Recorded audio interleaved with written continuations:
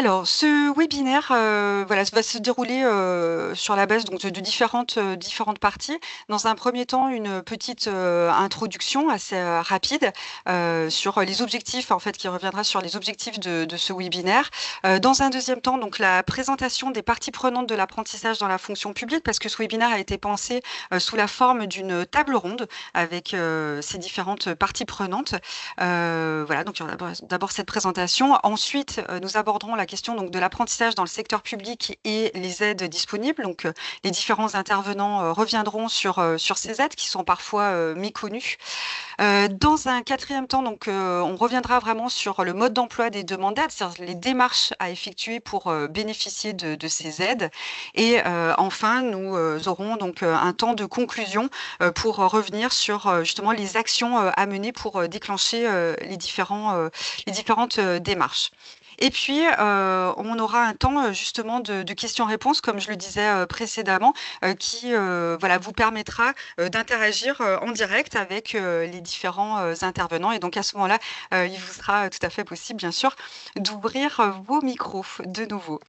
Alors au niveau des objectifs en fait de ce webinaire, l'idée du CFA était voilà, d'organiser cette table ronde, en vue de répondre déjà à 2 missions du CFA. Le CFA, comme tout CFA, doit répondre à 14 missions et notamment avec ce webinaire, voilà, on vise à répondre, outre les différentes actions que l'on mène au quotidien, voilà, qui participent donc à promouvoir l'apprentissage et faciliter l'intégration des personnes en situation de handicap.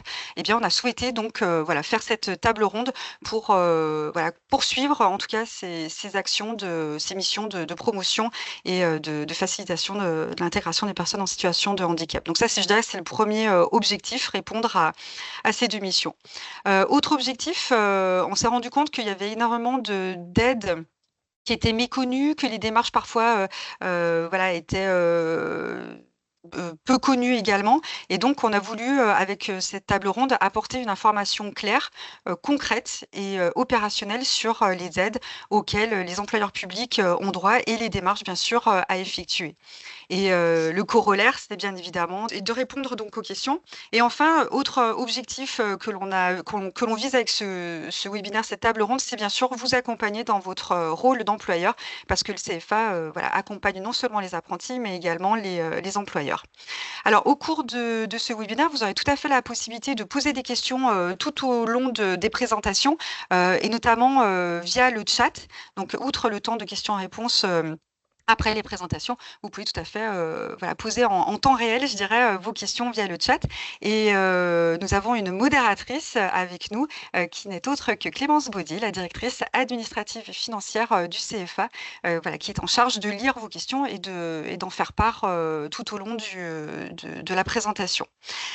Bonjour. Merci Clémence. Pour ma part, je suis, Caroline Buffoni, responsable communication, innovation au sein du CFA et donc sans plus tarder, voilà, je vais vous présenter les intervenants, du jour, et notamment madame Christine Calcal du CNFPT. Oui, bonjour. Donc, Christine Calcal, coordonnatrice régionale du CNFPT, donc à la délégation Occitanie, dont le siège se situe à Montpellier, avec la mission qui est d'assurer les frais de financement des contrats d'apprentissage donc des collectivités territoriales et établissements publics en relevant. Très bien, merci beaucoup. Un autre, organisme qui est représenté, aujourd'hui autour de, voilà, cette table ronde, et donc qui est représenté par, monsieur Karl Orbach. Voilà, oui, bonjour. Donc moi, je suis Karl Orbach, donc je suis délégué sport au CRGE, qui est le Centre de ressources des groupements d'employeurs d'Occitanie, donc en charge de toutes les questions sport dans cette structure associative. Très bien, merci beaucoup. Nous accueillons également monsieur, de Dumas qui représente le FIPHFP. Donc Marc Dedumas, je suis le délégué régional du FIP. Ma fonction en soi est très simplement, c'est de représenter au niveau de la région Occitanie le FIP auprès donc d'employeurs, auprès et de faire vivre tous les partenariats du FIP sur la région. Merci beaucoup. On accueille également, madame Vartel du CDG 34. Bonjour, Céline Wartel. Donc, je suis chargée de mission handicap au Centre de gestion de la fonction publique territoriale de l'Hérault, donc en charge d'accompagner les employeurs publics dans une mission de politique RH plus inclusive. Merci beaucoup. On accueille également Fanny Thomas du CFA Sport Animation Occitanie. Bonjour, donc Fanny Thomas, je suis chargée de mission au CFA Sport Animation Occitanie. Je m'occupe de la gestion des contrats d'apprentissage et j'assure également le rôle de référente auprès des employeurs publics. Merci beaucoup, Fanny. Voilà, donc cette table ronde avec les représentants donc, de ces différents organismes voilà, sur lesquels on va revenir un petit peu plus en détail, notamment dans leur mission. Et on va commencer donc avec une présentation justement du CNFPT avec Madame Calcal. Oui, alors le CNFPT, c'est un établissement public national déconcentré, hein. Vous avez des délégations dans chaque région, hein, une nouvelle région maintenant, parce qu'il y a eu des fusions de régions depuis la loi NOTRe, ainsi que des antennes dans chaque département. Donc, on a un maillage territorial qui est assez fort. Donc, nous intervenons, bien entendu, sur la formation, qui est le cœur de métier du CNFPT, la formation des agents territoriaux. Ensuite, les concours organisés par le CNFPT pour les A+, tout ce qui concerne ingénieurs et administrateurs. L'observation, alors l'observation, c'est un centre de ressources et d'information qui concerne l'emploi public, les métiers territoriaux, donc, qui se situe donc, au siège à Paris. Et bien entendu, l'apprentissage depuis la loi de 2020 qui a rajouté cette compétence donc, au CNFPT, notamment sur le financement. Donc ça, c'est la mission donc, de l'apprentissage. Donc on a une mission d'apprentissage dans chaque région, pilotée par le siège sur la direction de l'apprentissage. La mission est bien entendu de financer les frais de formation des contrats d'apprentissage et dans le second temps, accompagner les collectivités dans leur démarche de recrutement et également auprès des organismes de formation, puisque les organismes de formation doivent s'accréditer donc, au CNFPT. Nous instruisons en fait les dossiers des accréditations donc des organismes de formation qui bénéficient par la suite des financements du CNFPT. Merci beaucoup pour cette présentation du CNFPT, de ses différentes missions. On poursuit avec une présentation donc, du CRGE avec Monsieur Orbach. Oui, donc le CRGE, donc le Centre de ressources des groupements d'employeurs d'Occitanie, c'est une association paritaire qui exerce ses missions sur toute l'Occitanie depuis une quinzaine d'années. En fait, une mission principale qui consiste à aider la création, accompagner la création d'emplois durables au sein des groupements d'employeurs, donc de viser la mutualisation d'emplois. Plusieurs missions au sein du CRGE, l'accompagnement de ces groupements d'employeurs, et notamment aussi la création, l'étude de faisabilité de ces groupements d'employeurs, ainsi qu'un observatoire aussi de l'emploi dans ces groupements d'employeurs. D'ailleurs, à ce titre, c'est plus de 4000 emplois aujourd'hui qui existent en Occitanie, qui sont partagés par plus d'une centaine de groupements d'employeurs. Et pour revenir à la question d'aujourd'hui, c'est-à-dire le sujet du sport, c'est plus de 1000 emplois en Occitanie sur une petite trentaine environ de groupements d'employeurs. Merci beaucoup. On poursuit le tour de table avec la présentation donc du FIPHFP et ses missions. Oui, donc le FIP est un acteur essentiel dans la politique handicap de la fonction publique. Le FIP a été créé par la loi donc, du 11 février 2005 et on vient de fêter nos 20 ans. Le FIP collecte les contributions financières qui sont versées par des employeurs qui n'ont pas encore atteint donc, le taux des 6% des personnes en situation de handicap dans leur établissement. C'est une obligation donc, qui est pour tout employeur d'au moins 20 agents. Et cette ressource est ensuite mobilisée pour mettre en œuvre des aides. Cela concerne donc les 3 fonctions publiques territoriale, hospitalière et d'État. Le FIP en soi intervient pour tout ce qui va toucher au recrutement, au maintien d'emploi, la formation, l'accessibilité des personnes en situation de handicap. Merci beaucoup. Et donc, justement, il y a un autre acteur qui travaille en lien avec le FIPHFP, c'est le CDG 34. Oui, alors le centre de gestion, c'est un établissement public à caractère administratif qui a été créé en février 1984 et dont l'objectif premier, principal, c'est la gestion de la carrière des agents publics. Donc, il y a une affiliation obligatoire pour toute collectivité ou établissement public de moins de 350 agents. Et en fait, le CDG a des compétences obligatoires qui lui sont confiées par la loi et des compétences facultatives qu'il a développées au fur et à mesure en fonction des besoins recensés sur les territoires.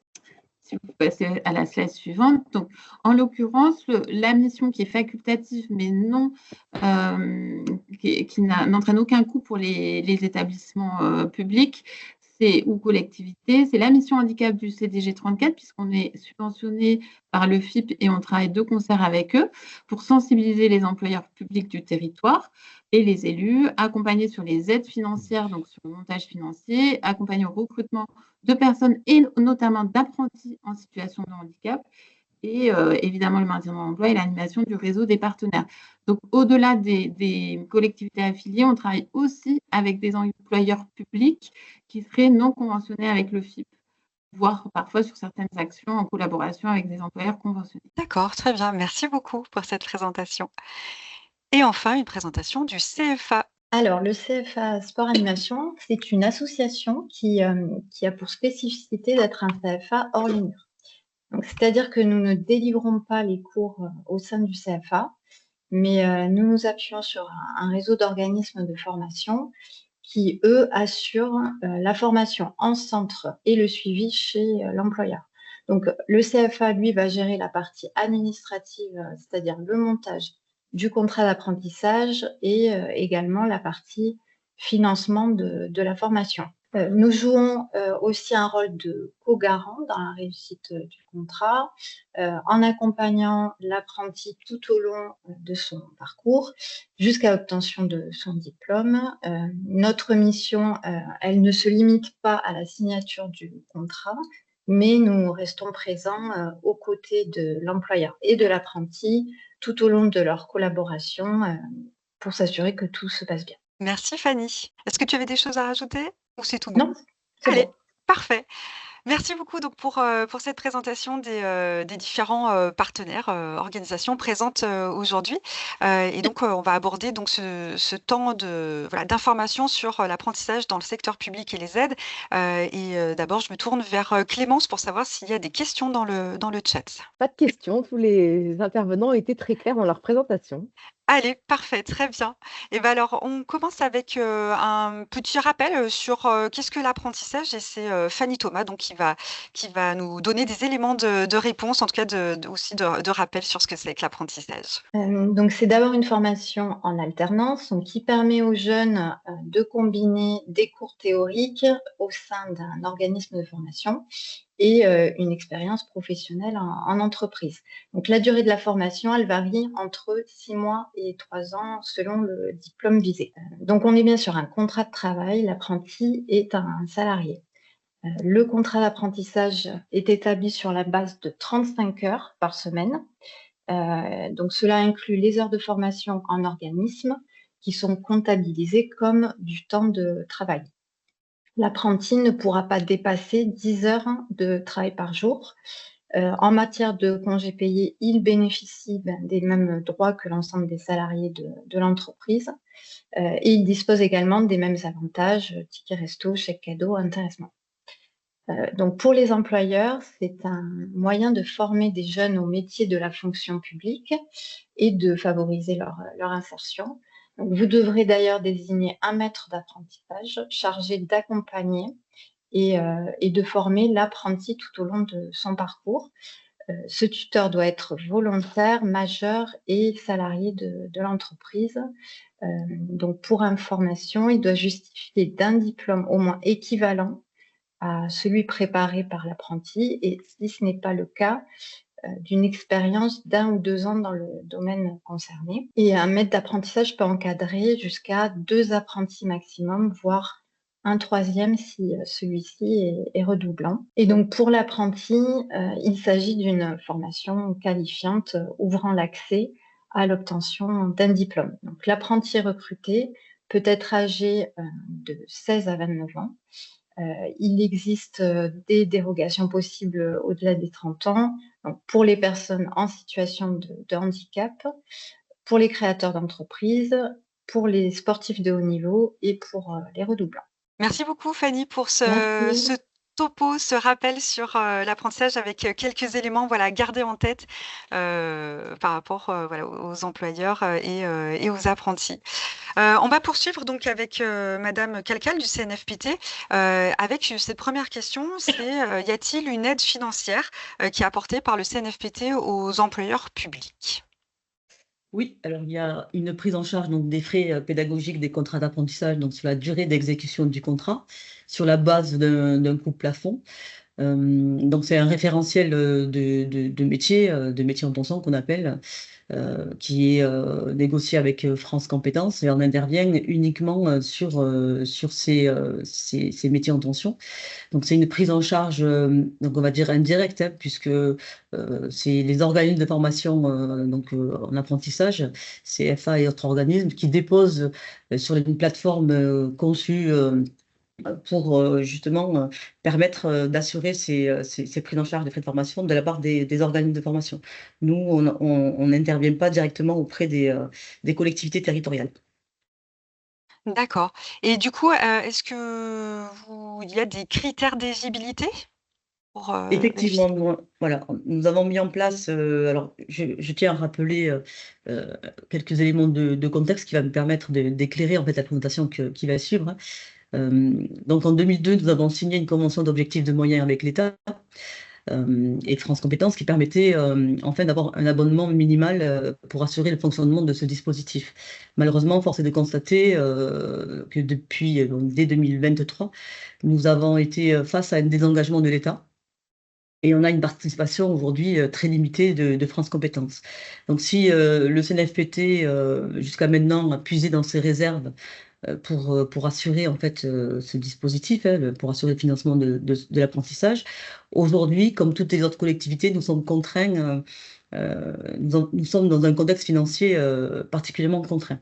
Donc nous devons assurer la mission première qui est de former des agents territoriaux, comme je l'ai dit en préambule. Donc il y a eu des arbitrages.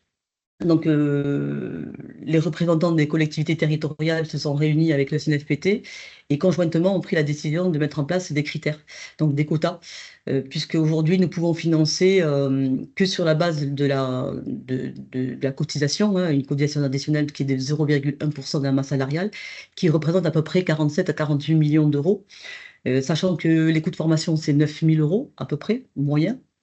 Donc, nous pouvons financer que 5 000 contrats au niveau national. Donc, je ne connais pas mon enveloppe au niveau régional. On parlera dans les slides précédentes. Donc, des critères. Le premier critère, c'est ce qu'on avait déjà mis en place l'an dernier, hein, sur la base donc, des métiers en tension. De 44, on est passé à 37 métiers en tension.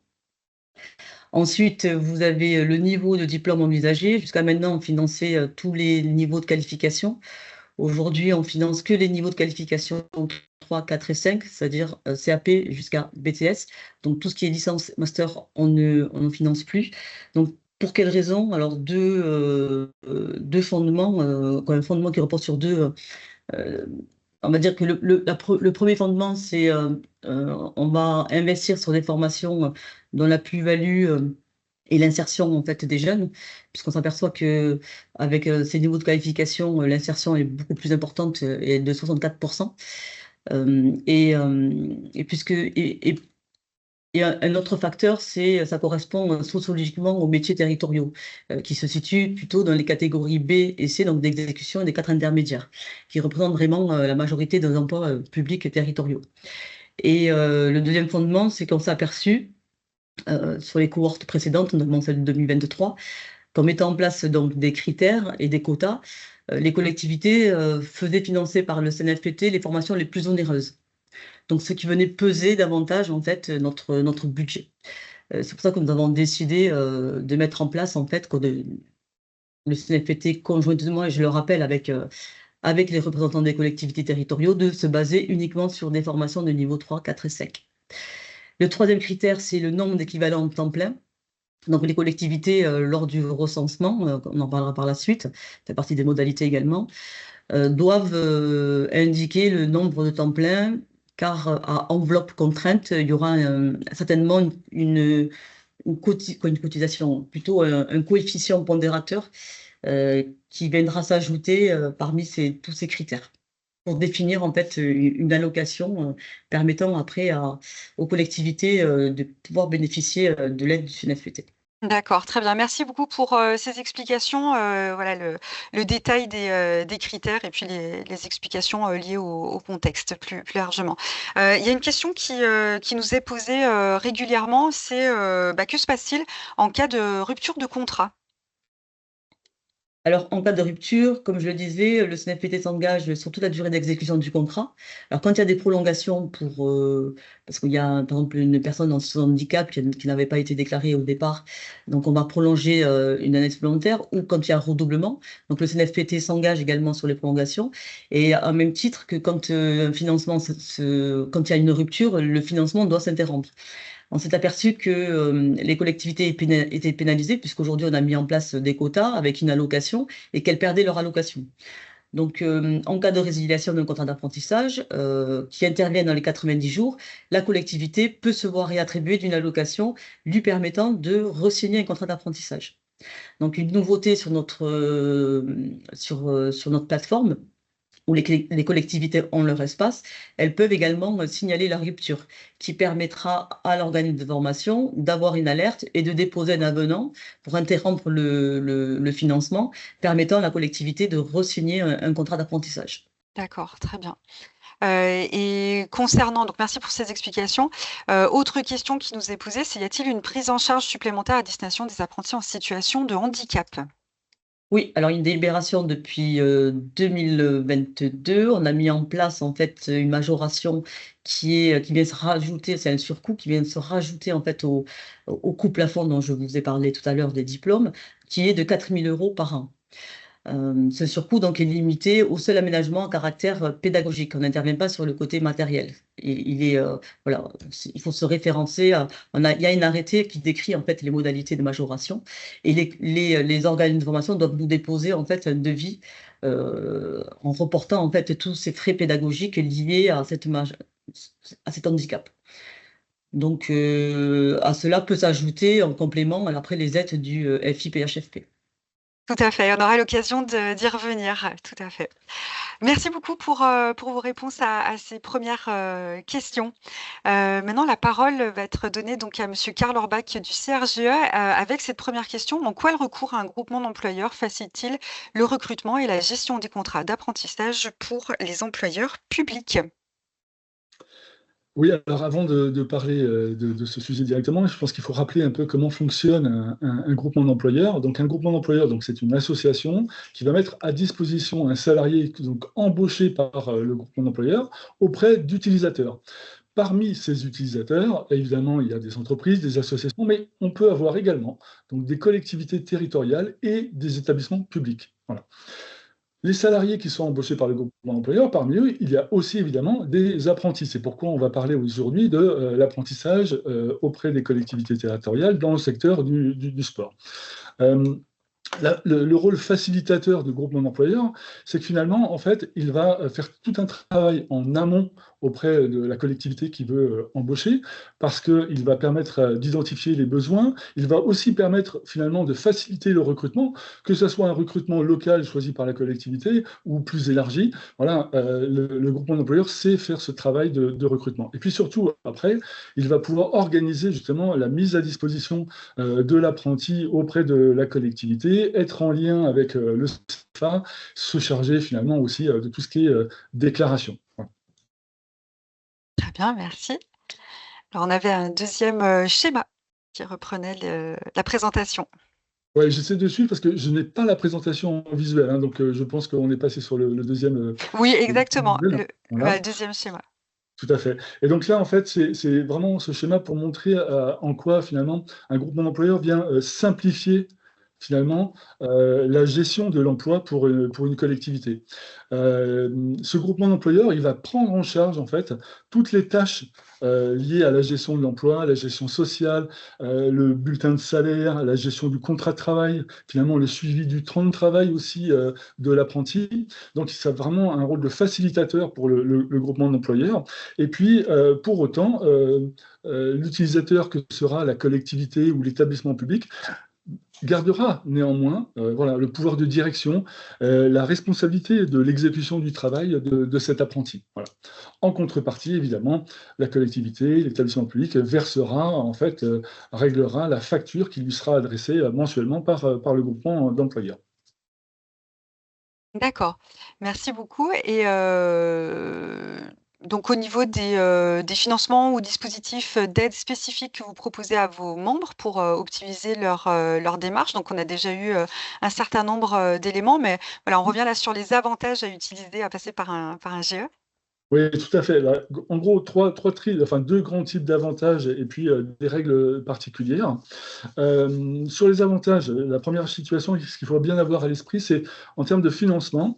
euh, le groupement d'employeurs va offrir un service vraiment tout compris à la collectivité. Tout compris, ça veut dire qu'il va prendre à son compte toutes les charges liées à l'emploi. On a parlé le bulletin de salaire, mais c'est aussi les assurances complémentaires, la mutuelle, la médecine du travail. Tout ça va être géré par le groupement d'employeurs, d'accord? Et puis, on se souvient qu'on a évoqué que le groupement d'employeurs, c'est une association. Donc, il n'y a pas de recherche de bénéfices pour le distribuer à ses membres. Donc, c'est pour ça qu'on va parler de prix coûtant. Et tout prix coûtant dans un but de gestion saine et sécurisée de la part du groupement d'employeurs. Voilà. Et vous avez parlé tout à l'heure de prise en charge des coûts de formation. Donc là, on reste dans le droit commun de la formation. Le groupement d'employeurs a accès au financement classique de l'apprentissage. Donc, première chose, l'aide de l'État à l'apprentissage, qui est de 5 000 € cette année. Donc, le groupement d'employeurs y a accès.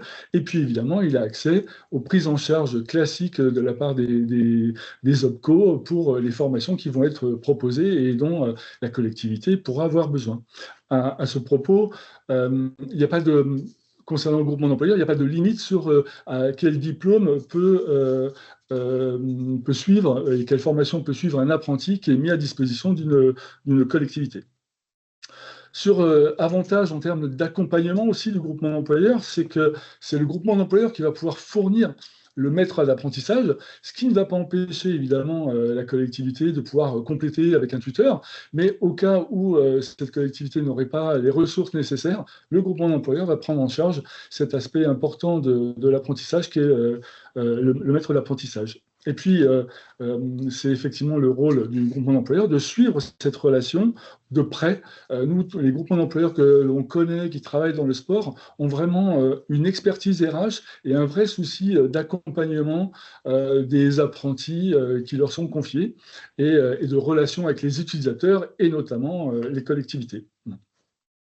Enfin, petite règle, on va dire, juridique. Il existe des règles, effectivement, de temps de mise à disposition auprès des collectivités qui ne doit pas dépasser 75%, mais on considère en général que dès lors qu'un apprenti passe 25% du temps, au moins en organisme de formation, le reste, 75%, peut être mis à disposition d'une collectivité. Voilà. Très bien. Merci beaucoup pour ces éléments de compréhension du rôle d'un GE. On poursuit maintenant avec voilà, des questions posées à Monsieur Dedumas au FIPHFP. On l'a déjà évoqué, hein, cette question donc, de l'accompagnement du FIPHFP. Est-ce que vous pouvez nous en dire un petit peu plus sur cet accompagnement, sur ces aides? Écoutez, naturellement. Écoutez, ces aides, elles sont un peu de deux natures. D'abord des aides directes et des aides indirectes. Ces aides directes, donc, qui prennent la forme d'intervention, elles sont regroupées dans un catalogue que je vous invite tous à télécharger sur le site du FIP. Et ce catalogue a été actualisé au 1er janvier. Alors, on a regroupé dans ce slide les principales aides qui peuvent intéresser donc des apprentis. Il faut savoir que l'apprentissage est vraiment un axe stratégique pour le FIP et nous souhaitons favoriser donc l'emploi via l'apprentissage. Et pour cela, donc le Comité national du FIP, donc son instance de gouvernance, a souhaité, a transformé, a mis en œuvre des aides que je vous présente. Alors la première, c'est tout d'abord au titre des indemnités d'apprentissage, puisque le FIP intervient ou accepte de prendre jusqu'à 80% de la rémunération brute, donc qui reste à la charge de l'employeur. Et cela donc quelle que soit la durée de l'apprentissage, donc jusqu'à une durée de 3 ans. Ensuite, les frais de formation. Les frais de formation sont pris en charge à hauteur de 10 000 € pendant 3 ans, donc 10 000 € par an. Déduction faite, euh, des aides qui seraient touchées par d'autres organismes. Aide au tutorat.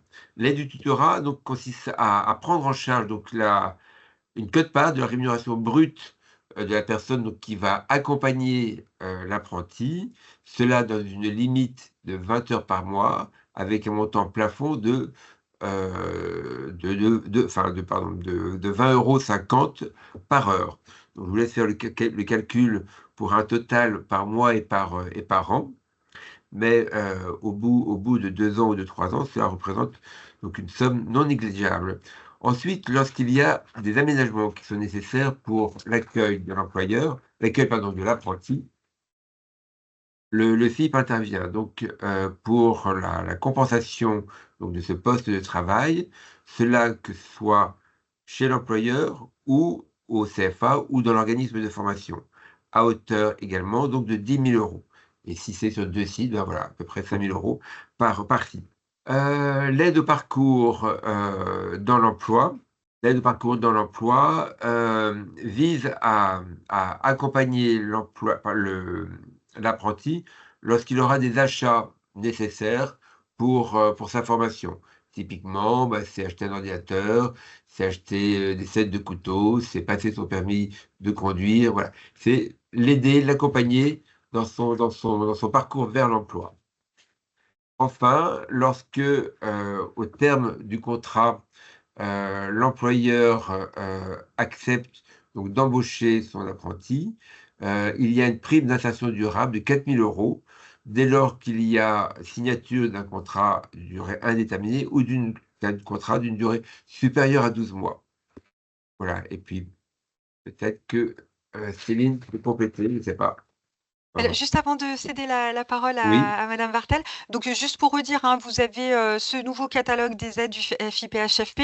Il y a le lien dans le support PowerPoint qu'on diffusera donc à tous les participants. Donc on peut retrouver dans ce catalogue toutes les aides, dont celles dont vous venez de parler. Hein, c'est bien ça. Tout à fait. Et d'autres encore. Et d'autres encore. Il y en a 32. Voilà, donc c'est un catalogue assez conséquent d'aides du FIPHFP. Et donc, effectivement, au niveau du CDG, quel est l'accompagnement auprès des employeurs publics? Alors, effectivement, on intervient en complémentarité et avec le soutien des actions du FIP. Donc, l'idée, c'est de pouvoir déjà faire intervenir quelqu'un qui vous accompagne, dont je fais partie. Moi, je suis chargée de mission handicap et j'accompagne les collectivités, notamment sur l'apprentissage. Et en fait, un petit peu la méthodologie, c'est de faire le point sur les besoins de l'employeur, de ne pas imposer un process uniformisé, parce que tout le monde a des besoins différents. Mais ça peut être du sourcing en lien avec des partenaires qui accompagnent des apprentis en situation de handicap. Ça peut être aussi de l'assistance au recrutement. On peut accompagner l'employeur public dans toute la partie recrutement avec des fiches d'entretien, des outils, etc., jusqu'au montage financier des aides dont vous a parlé M. Dedumas. Donc, j'accompagne également à faire les demandes. Donc, pour les employeurs qui sont non conventionnés par le FIP, parce que quand on a une convention, on fait un plan d'action général, et on en reparlera après, où c'est un petit peu différent. Ensuite, c'est vraiment une collaboration avec les partenaires Hérolté, l'employeur public, la mobilisation des aides pour compenser le handicap et maintenir l'apprenti dans l'emploi, et le lien effectivement avec la médecine du travail. Donc, c'est vraiment une action collaborative et complémentaire. Et ensuite, on consolide ce lien tout au long du parcours de l'apprentissage en faisant des points réguliers avec l'apprenti et l'employeur public. Voire le collectif de travail. C'est vraiment adapté à chaque besoin. S'il y a besoin d'actions de sensibilisation collective, effectivement, je peux être amenée à en faire sur le lieu de travail. Très bien, merci beaucoup. Je vous en prie. Alors, Clémence, je crois qu'il y a des questions peut-être dans le Oui, chat. oui, Allez. nos intervenants ont été très clairs, mais il y a des questions pour approfondir. La première, elle s'adresse à Madame Calcal du CNFPT. Elle porte sur l'aide financière du CNFPT, donc à savoir la prise en charge des frais de formation. La question est, cette aide est-elle concédée même si la formation est gratuite pour l'employeur? Il est rare d'avoir des formations gratuites pour l'employeur. Moi, je connais aucun organisme de formation qui propose des formations gratuites. Si elles sont gratuites, bien sûr qu'on n'interviendra pas, mais Et c'est son quand même montant est étonnant. dimensionné, le montant de l'aide est dimensionné en fonction du coût de la formation? En fait, on a, après tout dépend les barèmes qu'appliquent les organismes de formation. Vous avez des organismes de formation qui appliquent les barèmes du CNFPT. Donc, si c'est le cas, il n'y aura pas de reste à charge pour la collectivité. Si les barèmes, si le coût de formation est supérieur à ce barème, il y aura un reste à charge effectivement de la collectivité. Après, je voulais préciser que nous, alors nous prenons en charge sur la durée d'exécution du contrat, donc et pas de la formation. Donc, il se peut que des fois, parce que j'ai des collectivités qui nous appellent en disant, mais je comprends pas, vous avez dit que vous prenez en charge 7 000 et moi, j'ai que 6 000. Il y a on va proratiser. Si par exemple le contrat, il fait 11 mois et pas 12, eh bien entendu, si le coût plafond est de 7 000 euros pour 12 mois, eh bien, on prendra en charge sur les 11 mois, puisque nous, c'est sur la durée d'exécution du contrat. Donc, ce delta sera à la charge donc, de la collectivité. OK, merci. Et alors, il y a une deuxième question qui s'adressait, également au CNFPT, mais peut-être qu'on pourra, demander à chacun des intervenants d'y répondre, puisque la question, elle porte sur la fonction publique d'État. Donc, est-ce que la fonction publique d'État peut prétendre à l'aide du CNFPT? Je crois que la réponse est non. Non. Non, non, non. Seules les collectivités, établissements publics en relevant sont éligibles à ce dispositif d'apprentissage. L'État, je sais que dans la fonction publique hospitalière, il y a un organisme, mais qui prend pas en charge toutes les formations. L'État, c'est toutes les structures étatiques hein, peuvent prendre des contrats d'apprentissage, mais ils ont un budget, une dotation qui est versée par leur ministère, et c'est pris en charge, et ils n'ont pas une OPCO, en fait, comme nous, on est considéré comme un OPCO pour le privé, mais on n'est pas un OPCO, mais l'État s'organise différemment. OK. En revanche, Je peux peut-être compléter. Alors, si c'est une personne en situation de handicap, effectivement, les aides du FIPHFP interviennent en complémentarité. Et effectivement, la fonction publique d'État et hospitalière a droit à ces aides, mais il faut que la personne soit en situation de handicap. Après, effectivement, il faut voir sur les aides qui vous sont attribuées par l'État, s'il y a des primes d'État pour la fonction publique d'État, ça, je ne pourrais pas vous répondre. OK. Karl, est-ce que la fonction publique d'État peut faire appel à un GE? Là, aujourd'hui, les groupements d'employeurs qui reçoivent des demandes de la part du secteur public, c'est essentiellement des collectivités territoriales, des mairies, voilà, des communautés, mais ça peut être aussi des établissements publics. Alors, il y a un petit flou peut-être juridique sur ce point, mais normalement, en général, c'est plutôt exclu l'idée des services de l'État. OK. Pas d'autres questions, Caroline, dans le chat pour l'instant.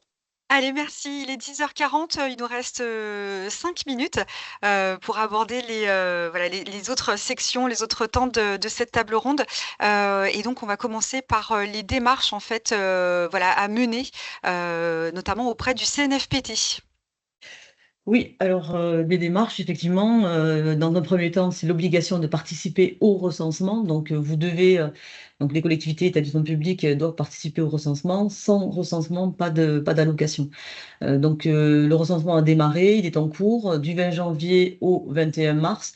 À l'issue du recensement, vous allez recevoir donc une allocation définie par le siège et aujourd'hui je ne le connais pas, donc il faut attendre la fin du recensement et ça sera notifié par courriel à l'employeur en avril 2025 qui vous permettra après de déposer votre demande d'accord préalable sur la plateforme qui est prévue à cet effet, qui a une durée de validité de 3 mois.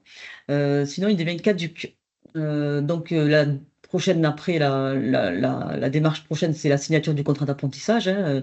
Une fois que vous obtenez votre demande d'accord préalable, vous allez pouvoir signer donc votre contrat avec l'apprenti et mettre en place, oh, il y a une coquille là, il y a un rectangle. Donc, mettre en place également la convention de formation, puisque tous les organismes de formation doivent vous fournir une convention où vous avez des dispositions financières avec la prise en charge du CNFPT, dans lequel doit figurer obligatoirement le numéro d'APF. Donc, bien entendu, veiller, alors ça c'est oui, c'est veiller à la cohérence entre les informations.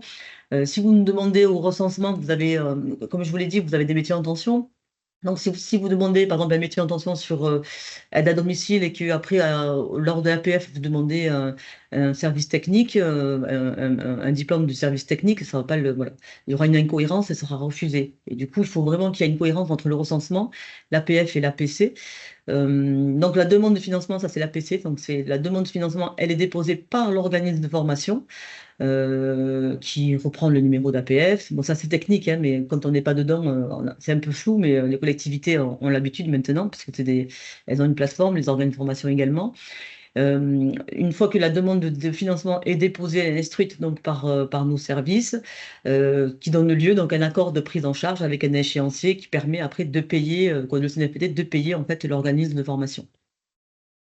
Très bien. Voilà, Merci ça, beaucoup pour la démarche, le parcours.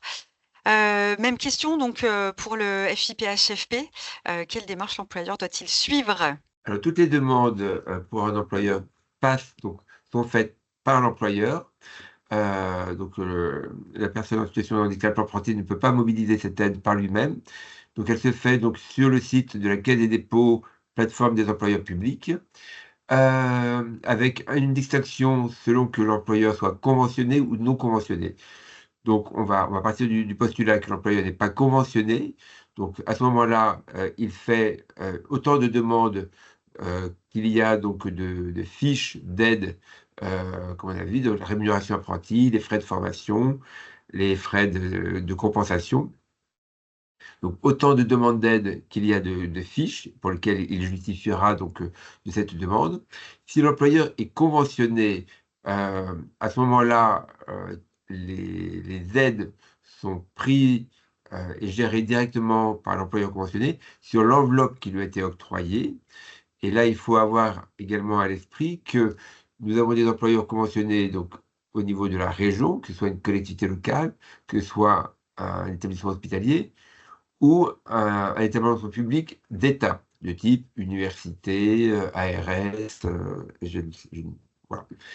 Mais également, donc, tous les ministères sont conventionnés avec le FIP, et à ce moment-là, il y a une organisation au sein de ce ministère par lequel celui-ci va imputer la demande d'aide sur l'enveloppe qui lui a été octroyée. Voilà, tout simplement. Parfait, très bien, merci beaucoup. Et du côté du CDG? Alors, en fait, il faut simplement se manifester par mail ou téléphone et pour que je puisse faire le point avec vous. Donc, effectivement, je peux accompagner tout employeur public qui serait non conventionné avec le FIP sur la question de l'apprentissage.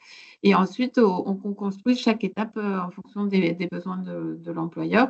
Et j'accompagne notamment sur la demande sur PEPS, sur la plateforme employeur public dont vous a parlé M. De Thumas. Donc, n'hésitez pas. Merci beaucoup. Du côté du CRGE, donc on a différents GE, je crois. Oui, tout à fait. Donc là, les démarches sont assez simples. En amont de ce webinaire, on a pu sélectionner finalement les groupements d'employeurs qui étaient le plus à même de répondre aux besoins des collectivités territoriales, puisque là, finalement, on parle dans le sport souvent de formation autour de BPGEPS, activité physique pour tous, activité de la natation, donc des BPGEPS, des formations qui sont assez généralistes, et donc des groupements d'employeurs multisports qui peuvent facilement répondre à ces besoins-là. Pour information, on a plus d'une centaine d'apprentis chaque année dans ces groupements d'employeurs-là, et dont une petite quarantaine qui sont issus et dont les mises à disposition se font auprès de collectivités. Donc, en Occitanie, on a quand même un maillage assez complet sur les territoires, avec des groupements d'employeurs que l'on a indiqués sur ce panorama qui couvrent des départements entiers, voire 2 départements. On peut en citer quelques-uns, hein. Par exemple, les groupements d'employeurs profession sport et loisirs Méditerranée qui couvrent l'Hérault et le Gard. D'autres de ce même type, par exemple, sur la Haute-Garonne et les Pyrénées-Orientales. Et on a d'autres groupements d'employeurs comme ça, GEAG, c'est-à-dire groupement d'employeurs des associations gersoises qui couvrent tout le département du Gers, comme le GEASA couvre tout le département de l'Aude. Donc les démarches sont simples, il faut prendre contact avec ces groupements d'employeurs. Ils bénéficient des aides, on l'a dit, de droit commun. Ils sont à même vraiment d'aiguiller, d'informer et d'accompagner une collectivité dans sa recherche de l'apprenti, la définition du besoin, la relation avec le CFA qui lui aussi fournit son aide, sa contribution. Et c'est pour ça que là, on ne peut peut-être pas le montrer, mais dans le slide qui sera, le diaporama qui sera fourni, tous les contacts individuels de chacun de ces groupements d'employeurs sont mentionnés pour faciliter le contact. Mais Merci beaucoup. bien garder à l'esprit quand même que l'apprentissage en groupement d'employeurs, c'est souvent aussi le début d'une relation avec un groupement d'employeurs qui crée de l'emploi durable. Et puis, au-delà de l'apprentissage, la collectivité aura peut-être besoin de ces personnes-là, mais à temps partiel. Elle pourra à nouveau faire appel au groupement d'employeurs pour cela. Merci beaucoup. On arrive vraiment, là, on a dépassé l'horaire déjà de 2-3 minutes. Il est 48. Donc, voilà, je vous propose pour conclure voilà, que chacune prenne la parole rapidement pour dire un peu voilà, quels sont les principaux atouts que vous voyez dans l'apprentissage dans la fonction publique, tant pour les employeurs que pour les apprentis, s'il vous plaît. Je vais commencer. Alors, pour moi, ça permet vraiment de faire la promotion des métiers de la fonction publique parce qu'on a un levier sur l'attractivité, toute fonction publique confondue, et ça permet de valoriser les compétences de futurs agents. Merci beaucoup. Qui d'autre veut participer à cette réponse? Donc, voilà, je dirais que l'apprentissage est un outil puissant au service de notre société. Bien entendu, il constitue un levier d'attractivité pour les collectivités territoriales, favorisant la formation et l'insertion des jeunes, hein. Et en transmettant en fait les valeurs d'intérêt général du service public, hein, il offre une réponse aux aspirations des jeunes et moins jeunes, hein, puisque l'apprentissage, c'est au-delà pour les personnes en situation de handicap, en quête de sens. Merci.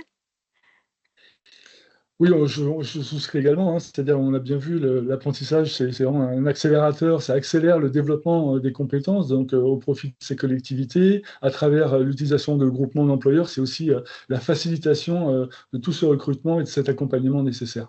Et Pardon. Allez-y. Pour le FIP, oui, l'insertion professionnelle, hein, des personnes en situation de handicap via l'apprentissage est une des priorités donc, du FIP, et les aides financières et dispositifs que nous proposons, donc c'est un levier particulièrement important, et cela donc permet effectivement donc, de constituer un nouveau vivier et un renouvellement donc, des agents au sein des collectivités locales, enfin au sein des employeurs publics, pardon, pas que des collectivités locales. Merci pour la précision. Fanny? Oui, alors je termine. Donc, moi, je dirais que pour les apprentis, en fait, ça leur permet d'acquérir des compétences opérationnelles, hein, en lien direct avec les besoins de l'employeur. Donc, les apprentis gagnent en autonomie et en confiance en soi. Et pour les employeurs, je dirais que l'apprentissage, c'est pas simplement une transmission de savoir-faire, ça permet également à l'employeur d'apprendre, parce que les apprentis sont formés donc aux méthodes les plus récentes dans leur centre, et ils apportent donc un regard neuf à l'entreprise. Merci beaucoup. Alors, les voilà, différentes actions à mener. Déjà, inscrire vos intentions sur le portail du CNFPT. Donc, vous avez le lien. Identifier le GE proche de vous ou contacter le CRGE si besoin de plus d'informations. Vous pouvez vous inscrire aussi à Handipact Occitanie. Vous pouvez suivre l'actualité du CDG. Il y a des webinaires qui sont proposés et l'actualité du réseau de l'emploi public. Enfin, vous pouvez demander donc le dossier de demande de contrat via le site internet du CFA. S'il y a des questions dans le chat, Clémence, ou sinon, si les participants peuvent ouvrir leur micro et poser en direct leurs questions s'ils le souhaitent. Pas de questions dans le chat, mais voilà, je cède la parole aux invités qui ont peut-être des questions.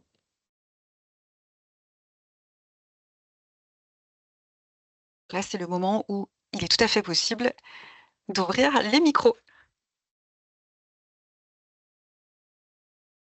En tout cas, on va déposer, si ce n'est déjà fait, le support dans le chat. Alors, je vais peut-être voilà, soit m'en occuper, soit Fanny, est-ce que tu peux Je veux télécharger le... bien que tu le fasses. Ouais, allez, Oui, ça beaucoup. marche. Comme ça, tout le monde aura le support et pourra revenir sur voilà, les éléments qui ont été transmis. Peut-être apporter un complément d'information sur ce Oui. référentiel, puisque sur le référentiel, c'est vrai qu'il y a beaucoup de collectivités, même vous avez fait remonter qu'il manquait des diplômes. Donc sachez que voilà, on fait un va-et-vient avec France Compétences et on rajoute les diplômes qui ne figurent pas souvent parce que ça a été remonté par les organes de formation ou par les collectivités. Mais sur donc la partie sport, tous les diplômes seront référencés. D'accord. Ok. Merci. Bon, je ne sais pas s'il y a d'autres interventions complémentaires ou si voilà, s'il n'y a pas de questions de la part des membres du public.